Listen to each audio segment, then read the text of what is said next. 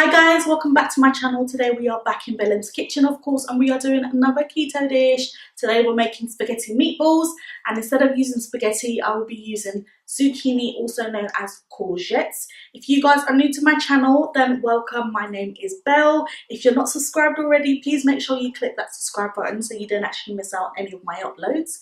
If you're already subscribed, then thank you so much for coming back. And guys, don't forget to click the notification bell so you actually get a notification when I do upload. That way you're definitely not missing out any of my videos, and please do give it a thumbs up if you enjoyed this one as well. We will get right into the video. I'll show you my ingredients, etc, and I hope you guys enjoy this one. So first things first, we have what I'm going to be using for my tomato sauce, and I do like to start and make my tomato sauce first. I think 1 tin of tomato is enough because I only have 500 grams of mince.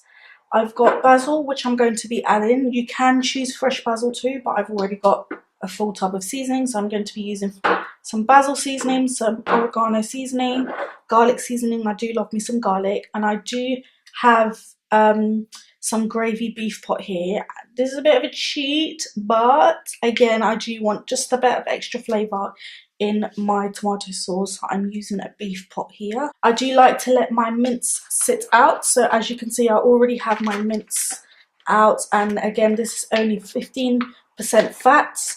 I wasn't able to get 20%, but this is the most I was able to get, so I've got 15% fat. And again, this is 500 grams of minced beef, which I'm going to be making my meatballs with later. But first, we are going to start with the tomato sauce. So I'll show you guys how I'm going to prep and season that. So I have already put some olive oil in a pan. I didn't put too much, I just put a little bit of olive oil.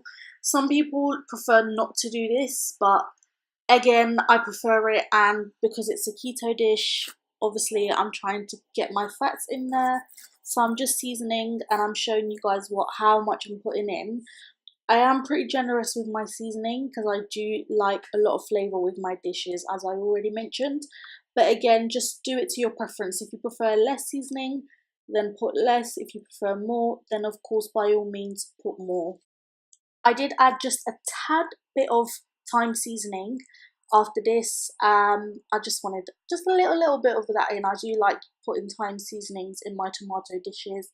And now I'm just flattening the plums. As you saw, they are quite thick.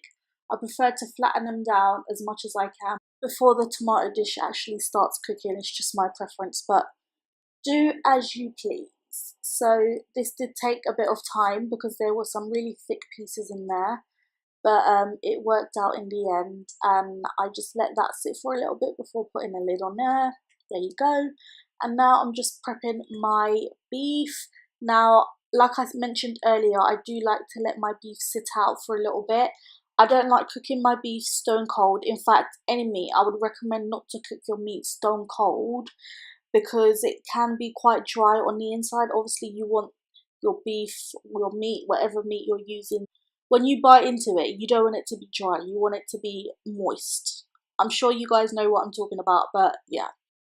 So as you saw, I already put some salt on my beef. I did drizzle a bit of olive oil. Well, the last drop that I had, because obviously there wasn't much in there. But I like to do this whenever I'm cooking meatballs. I just think it makes it a lot easier for all the seasonings to stick together.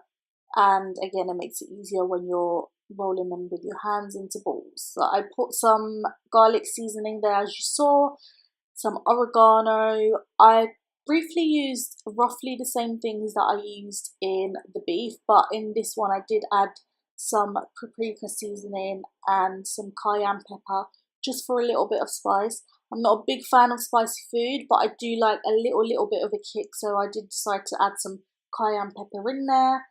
I did garnish it with some parsley. Some people like to use basil leaves with this. It's your preference, like I mentioned earlier. If you want to use basil leaves, by all means go ahead and do that. Just added 1 egg in there. Obviously that helps with the protein, and again it helps for everything to stick together. I was very generous with my cheese. I do love cheese. I do love it. So I did add quite a lot of cheese in there, and this is Parmesan cheese, but again, just use whatever cheese you've got or whatever cheese you like to use. So I did eventually go in with my hands because obviously it was a lot easier just to marinate and combine everything together. and of course I needed to make the meatballs with my fingers. So because I already put the olive oil in there, the meat didn't stick to my hand. Some people don't put olive oil and they just kind of wet their hands a little bit to do that, but I prefer to put olive oil in the actual beef, and then that way I don't have to water my hands or anything like that. So I've already set my pan. I have put some olive oil in the pan, and I did add a little bit of butter in there.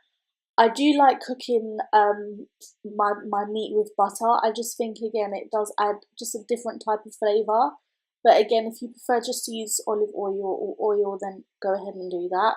I didn't add that much butter. I added a tablespoon of butter. And of course, when I put all the meatballs in, I decided to go ahead and add another tablespoon of butter. And you just want to cook that on a high heat first, and then of course go ahead and turn it over so all sides of the meatballs get cooked. And it doesn't matter if you don't feel the insides are cooked properly, because we are actually going to go ahead and put the meatballs in the tomato sauce so that it can just sit in there for a little bit on a lower heat. But that's just to get the meatballs just a little bit moist, and obviously combine all the flavours together, which you guys will see in a second. I will be doing that. I did let the meatballs sit for a little bit.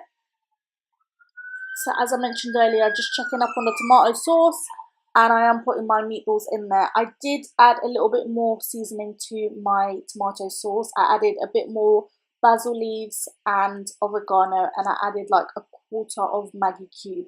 You don't have to add the Maggi cube, of course, that is optional, but that's just what I wanted to do. So whilst the tomato sauce was sitting there, I did prep my spaghetti or zucchini slash courgette in advance, as you can see here. I don't have a spiralizer, so I've gone ahead and used whatever I've got, which is a peeler, and I've stopped peeling up until the seeds. When you're doing this yourself, you will be able to tell. It might be a bit difficult on camera, but yeah. So now I'm just checking back on the tomato sauce again. I felt that it was a little bit thick, so I just added like a shot of water in there, and I just let that sit again for an extra 5 minutes. There are so many ways to make this dish, and it's super easy and super quick. It really doesn't take long at all. For me, this was my favourite, and the flavour was unbelievably amazing. It was just so good. So if you guys haven't tried this already, I would definitely recommend trying it. Even if you're not on keto, maybe reduce a bit of the oil or whatnot, whatever you prefer. But thank you so much for watching, guys. I really hope you enjoyed this one. Please don't forget to like, comment, and also subscribe so you don't miss out on any of my next videos. Of course, I will be bringing you guys more keto dished. But thank you so much for watching, and make sure you check out my Instagram page, Bellems Kitchen, and see what foods I'm posting on there.